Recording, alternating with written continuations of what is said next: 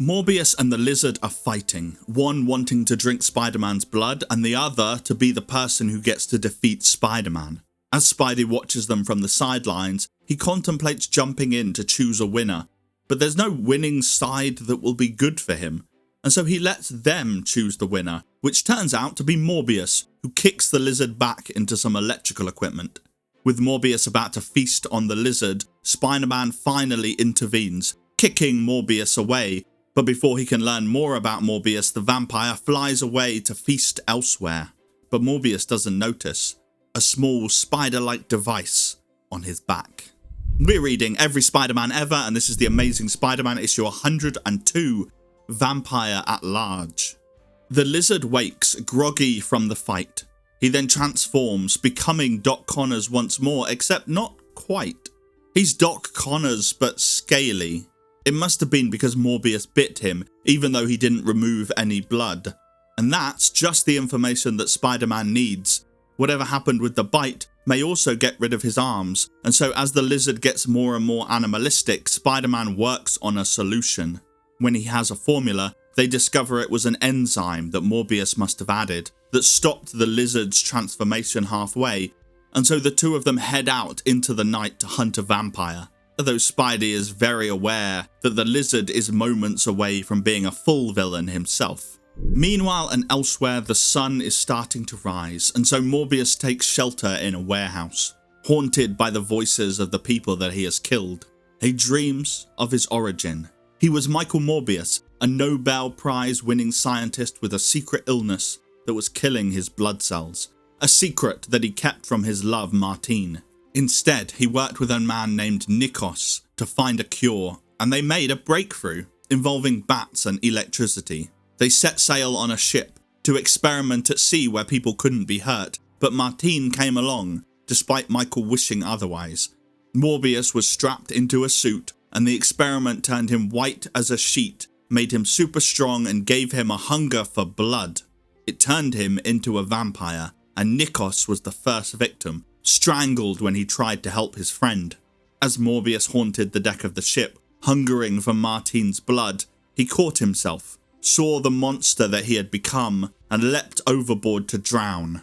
But he couldn't let himself die and rid the world of his brilliance, and so he floated until rescued by a crew that he would eventually kill. In the present day, Morbius is awoken by a homeless person, who he leaps upon and feeds upon. Elsewhere, Doc Connors in a lizard body clings to Spider-Man as they swing through the city, but his reptile side returns, disgusted to be holding on to his enemy, and he lets go, falling to his death. Spider-Man is able to save him with webbing before he hits the ground, and the lizard returns to him as Doc Connors once more, but they're running out of time before Doc Connors loses himself completely. Elsewhere again, and Gwen is crying because Peter was rude to her and hasn't called her for 2 days. Then she remembers Aunt May and figures that he must be with his aunt. Gwen calls May, who hasn't heard anything about Peter going away anywhere, and that proves to Gwen that she really has lost Peter. Elsewhere one more time, and Robbie at the Bugle is hearing reports of people drained of blood. But when he brings the news to Jonah, Jonah tells him that the Bugle is in trouble.